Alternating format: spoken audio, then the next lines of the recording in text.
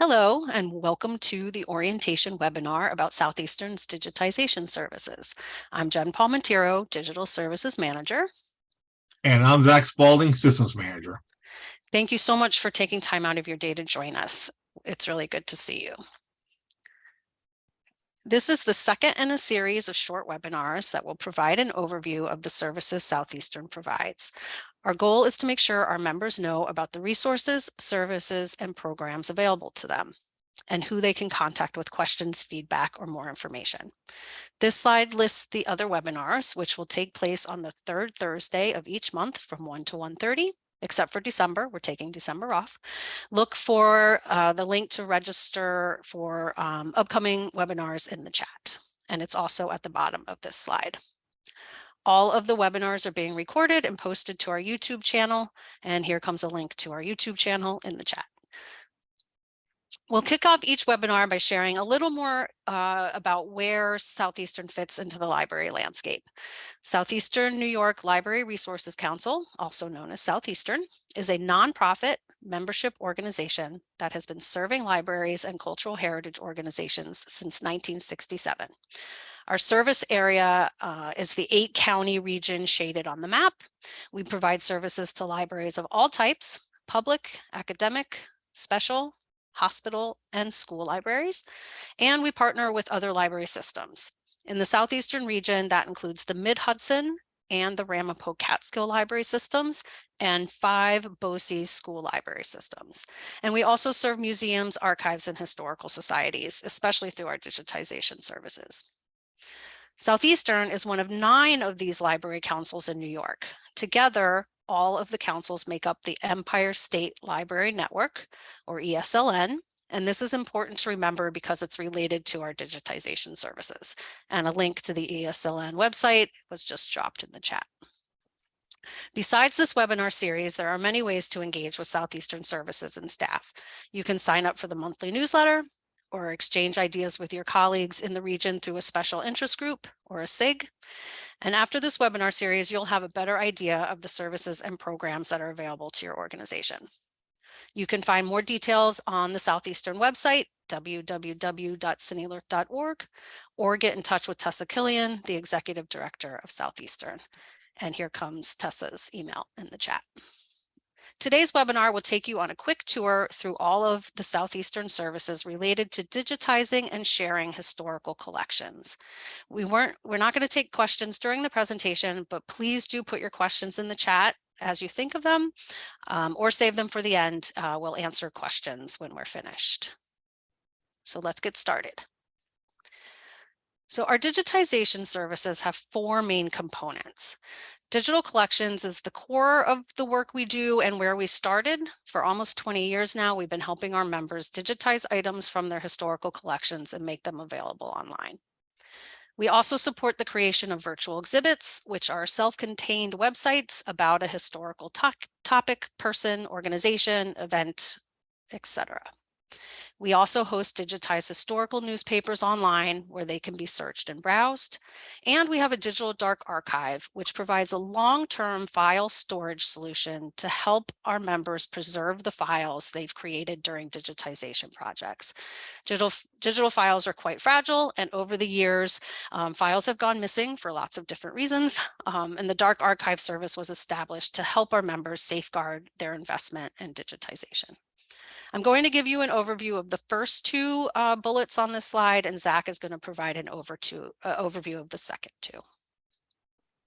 But before we do that, I want to point you to the Hudson River Valley Heritage website, or HRVH.org. There's a link in the chat. And HRVH is where we bring together the public-facing side of the work we do with our members. The Digital Dark Archive does not have a public website, but the digital collections, the online exhibits, and the historical newspapers do, and they are each powered by separate software platforms and therefore hosted on different websites. So HRVH provides links to the different websites where our content can be found, and also provides a way for us to highlight our contributing organizations and link directly to their content on those different platforms. So we invite you to check that out if you have not. Okay, but let's start with digital collections. Our digital collections are now hosted at New York Heritage Until 2019, everything we did was under the Hudson River Valley Heritage brand. But a few years ago, we migrated our collections into New York Heritage, which is a statewide repository and a collaborative project of the Empire State Library Network, or ESLN. Each ESLN council that participates in New York Heritage has dedicated staff to support their members. So our members here at Southeastern work directly with Southeastern staff on New York Heritage projects. In our region, over 70 organizations have contributed collections to New York Heritage, but overall there are over 400 organizations statewide that have contributed, and there are over 350,000 digital objects available in New York Heritage. And New York Heritage supports all types of formats: images, text, audio, and video. We have photos, postcards, scrapbooks, lots of different types of documents and manuscripts. We have menus, maps, oral histories, film, etc. And here comes a link to the New York Heritage homepage, and also a pretty long link that'll get you filtered just to the contributors from our region if you're curious to see who they are. We license the Content DM software from OCLC to build New York Heritage, and we provide the software to our contributors. There is no need for them to license it on their own. It's part of what they get with membership. And Content DM is used to import digital files, describe them, and upload them to New York Heritage. Southeastern staff provides training on Content DM and also on all of the aspects of digital projects: project planning, copyright, scanning, and metadata, which is the cataloging side. And we'll be running a 6-part webinar series starting in February that will cover all of these components of contributing to New York Heritage. And if you're interested in attending some or all of them, you can learn more and register at the link that was just dropped in the chat. And then beyond the training, we provide a ton of support over the phone, through email, over Zoom, and in person. Southeastern staff does make site visits on site at your organization to help as needed. And then we also have documentation that we share with our contributors. Some of our documentation was created by New York Heritage for New York Heritage, like our metadata guidelines. And then there's other documentation that we've gathered from other projects and organizations around the country that we found helpful.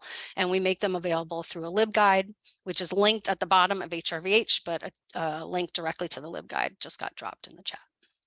We also loan scanners and laptops. We have 2 small flatbed scanners that go out on the road with laptops. And then we have a larger flatbed scanner at the Southeastern office that our members can use anytime. And our goal is for our members to be as self-sufficient as possible, as they have the resources for. We provide all the tools, the software, the support for them to do the work themselves. But that said, we can provide some metadata assistance on the cataloging side. We can tailor a workflow for cataloging that works for you, and we can support lots of different ways of doing that. You provide some and we provide the rest, or have been some projects where we have done all the cataloging. And my colleague Kelsey, who is on the Zoom with us today, provides a lot of that metadata creation and enhancement support. Okay, so New York Heritage, and here's some screenshots of what it looks like. On the left side, we have an institution landing page, and the right side was a collection landing page. And then this is what an object looks like. So it's essentially a catalog with digital objects tied to it. It's not the best at telling stories, which a lot of our members like to do. They like to provide a lot of narrative and context around a group of items or one item. So that's where the exhibits come in. So we support the creation of online exhibits as a way to provide that context and share the stories that you know. Some of our members have used our exhibit platform to turn a temporary physical exhibit into a permanent online exhibit. And they're basically mini websites.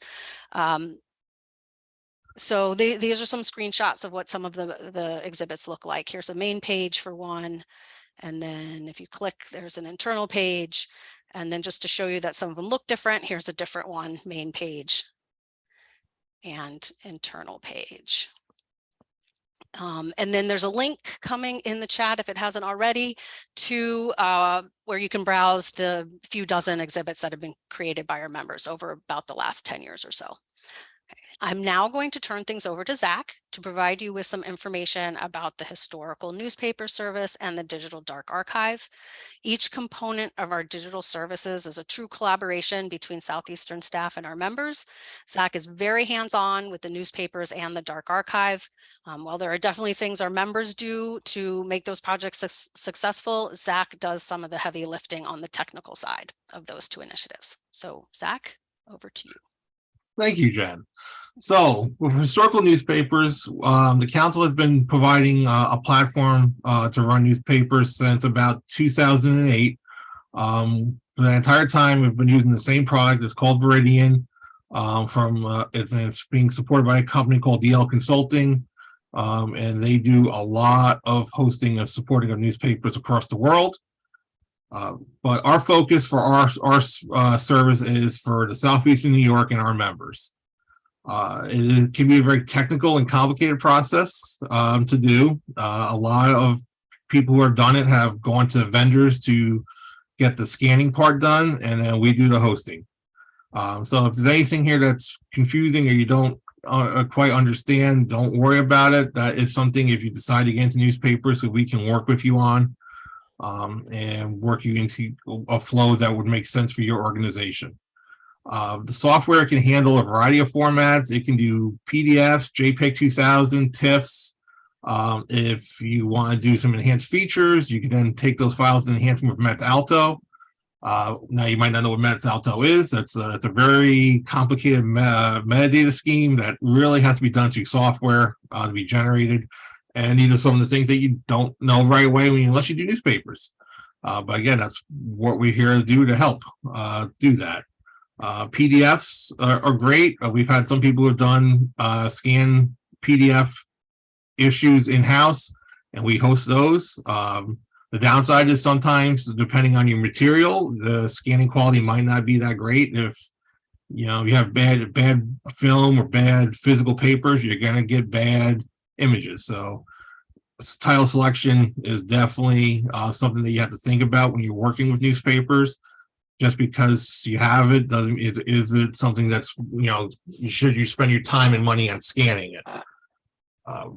Also, like some of these things, you can do article segmentation. So if you're doing PDFs, the article segmentation can get a little rough. If you're doing Metz Alto, where it's more automated, it's a very automated and defined process, it's a little bit better.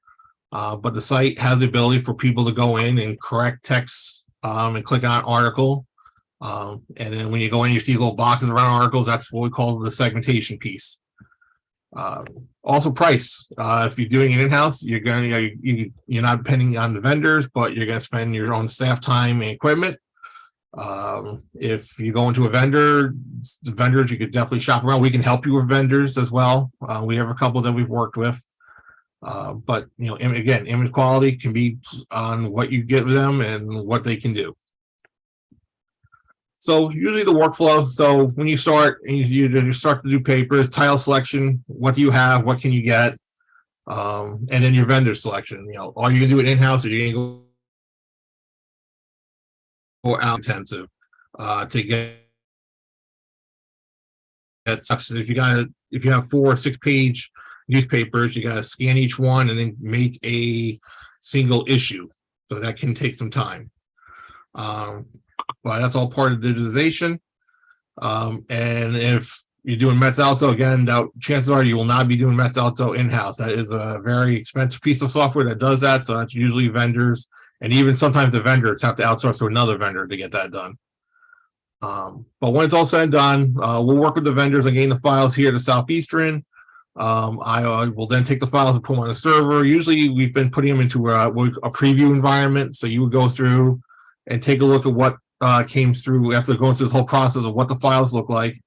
If there were any image or quality control issues, you can then go back to your vendor and address those. And then we repeat that, receiving the files and getting them back into the preview again. Once everything has been approved and it looks good, we can then just move it over to the production site.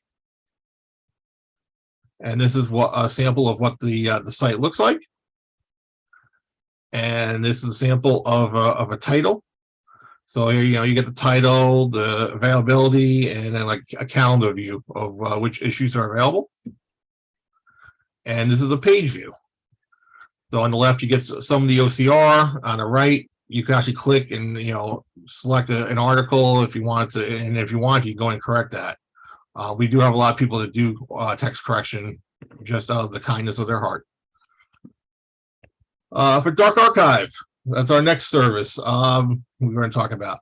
So Dark Archive is, as Jen kind of mentioned at the start, there's no web interface. There's nothing to really kind of look at. There's a big organizing your files. That is the biggest. Prep is probably the biggest part of this, is when you're doing your workflows, is organizing your files into one that makes sense. You're trying to think of what's this going to look like in 20 or 30 years. We're talking about long-term storage. It's also not like a Google Drive where it's a backup that'd be readily available, and we'll cover retrieval in a minute.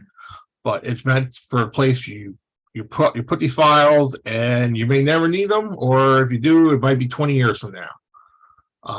But you also saw in that thinking of like, what is technology like in 20 years? You want to try to stay in open formats. So TIFF files, text files, CSVs. You don't want anything proprietary to a specific vendor, because that vendor might not be around in 20 years.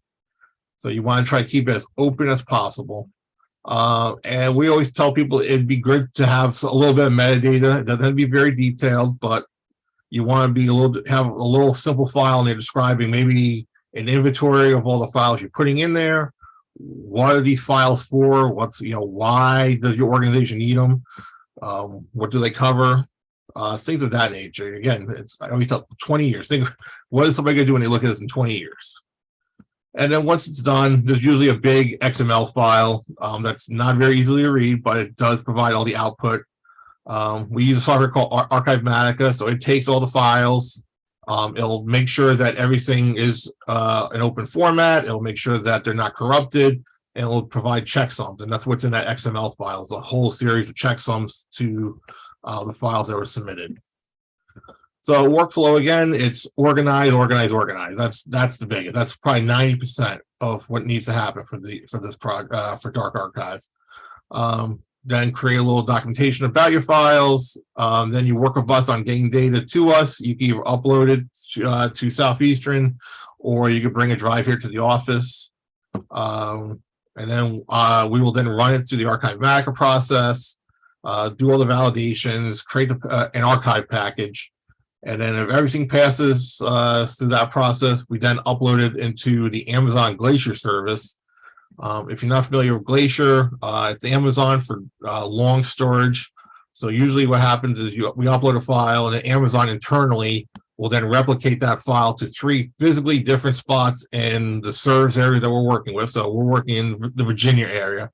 So somewhere in Virginia, there's 3 physically different spots that Amazon will copy the file to, and they run their own checksum. So they do a checksum of when it gets uploaded, and then they are constantly running checksums against the package on their own, and doing their own data healing if it needs to happen. Then in 20 years, your organization needs to retrieve the file.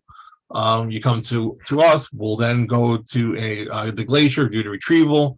As I said, this is long-term storage, so it's not readily available. So a retrieval could take 2 days very easily. And then what we get back is a compressed 7-zip file. And then once I do that, is I open that up, and then there's the Library of Congress bagger application. And we'll let that do. It'll run through all those checksums that Archivematica produced and verify the files to the checksums. And if everything passes, we can then turn the files back over to your organization in whatever way is decided upon to give you the files. But that is our Dark Archive. And I will now turn it back to Jen. Thanks so much, Zach, for that information, and for all you do to support our members through these very technical projects. And just, again, I just want to repeat what Zack said, that we are here to help you through your steps and your decision making for those two projects. And one of the webinars, the last webinar in our 6-part series in February, will cover digital preservation, specifically as it relates to participating in our digital dark archive service. So before we wrap it up and take your questions, I just want to run through our fee structure for these services. So the first thing is that membership in Southeastern is required, and I know that several people on the call right now are already members. And we do have a special membership category for primarily smaller organizations that really just want to take advantage of these services. They still do get access to some of other Southeastern services. That's our HRVH membership category. So you could join in that category. And so there's annual dues tied to membership. HRVH members pay lower dues than our governing members. And then beyond annual dues, there is a one-time $500 startup fee that gets you entree into the service. It covers onboarding and all the things we do to kind of get you up and running, and it covers that training as well, that training series. And then we do also charge an annual service fee, which you don't get assessed your first year. That usually comes in year 2, and that's based on the number of files we're hosting in both New York Heritage and the newspaper site. If you participate in both. If you just participate in one, we just count those files, obviously. So we count those files that we're hosting on June 30th, and then that's what you get invoiced for in July. So it's retroactive, kind of. You don't prepay for a tier, but there's ways of monitoring that count throughout the year if that's important to you. And then kind of exhibits are a free add-on. We don't charge anything additional for exhibits. You can create as many exhibits as you want. And then in the digital dark archive, you get up to 500 gigabytes of free storage for copies of items that are in New York Heritage. And then if you want to get additional storage beyond that for other things we're hosting, or for things that we're not hosting, because that's available too as well, that is cost out at $100 per 100 gigabytes, generally speaking. So that's how that works. And I just want to thank you all for coming. And now we're going to open it up to questions. And Carolyn's throwing some links to our website in there and our emails as well. If you have any questions, please feel free to contact us directly. But if anyone has any questions now, I don't know if any came in the chat. Hello? Hi. Hi, it's Jim Cassetta from Pearl River. Question, we have 90 years worth of yearbooks that we are hoping to somehow digitize. So is this anything that your system or offerings are capable of doing? Well, we can host them in New York Heritage. New York Heritage has a lot of yearbook collections, and there are several from the Southeastern region, and they are wildly popular. I think yearbooks are some of the most popular collections in New York Heritage when you look statewide. So they need to be digitized, but then yes, we can support them, and we can do a couple different formats, and I can recommend some vendors. So Jim, I can follow up with you directly and we can talk about that. Very good. That would be great. Anyone else? Feel free to unmute yourself.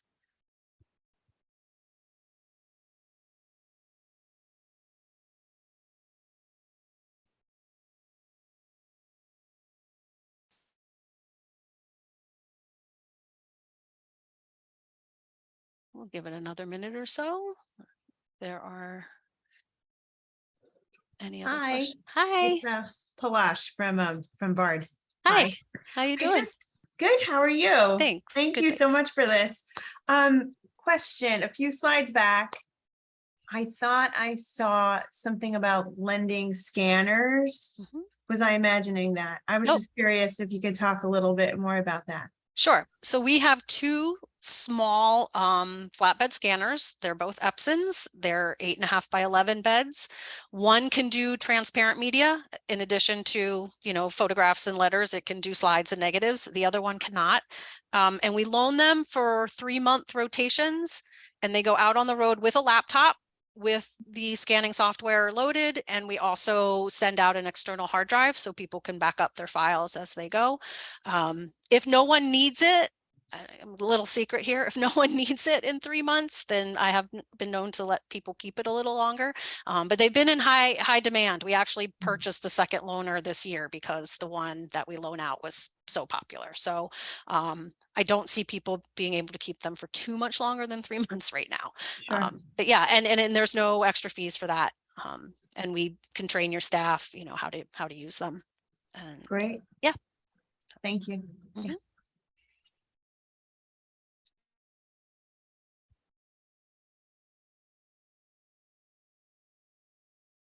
Any other questions in the last 2 minutes?